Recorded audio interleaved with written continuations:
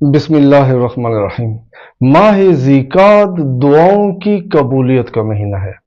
सैयद इब्न तौस ने लिखा है कि माह ज़िकात में हर हाजत इंसान की पूरी होती है, हर दुआ कबूल होती है।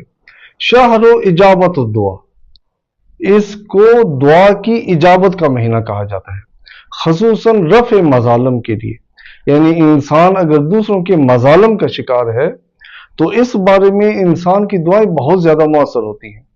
लेकिन हम देखते हैं कि माह ज़िकात आता है, लोग दुआएं भी करते हैं, लेकिन ना तो वो मज़ालम से ही निजात पाते हैं, ना ही उनकी दुआएं कबूल होती हैं।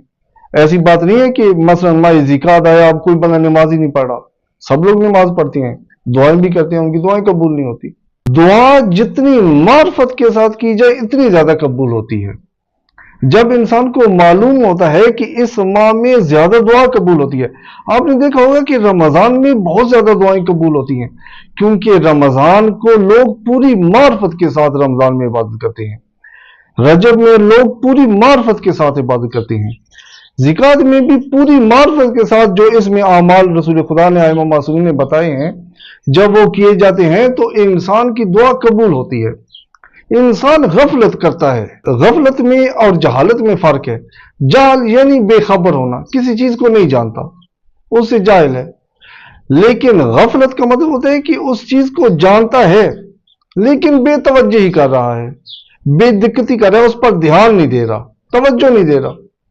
जब इंसान तवज्जो न देते हुए दुआ मांगता है तो जाहिर दुआ कबूल नहीं होती, क्योंकि इंसान को वो मार्फत ही नहीं होती।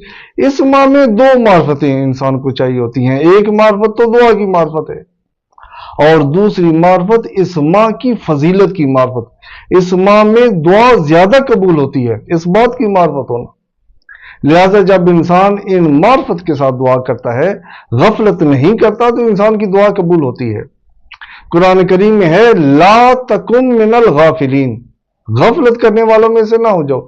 इमाम अली अलैहिस्सलाम ने फरमाया, अल गफलतु अज़र्रुल आदा, गफलत इंसान का सबसे बदतरीन, सबसे मुज़िर तरीन दुश्मन है। सबसे ज्यादा इंसान को जरर पहुंचाने वाला दुश्मन गफलत है।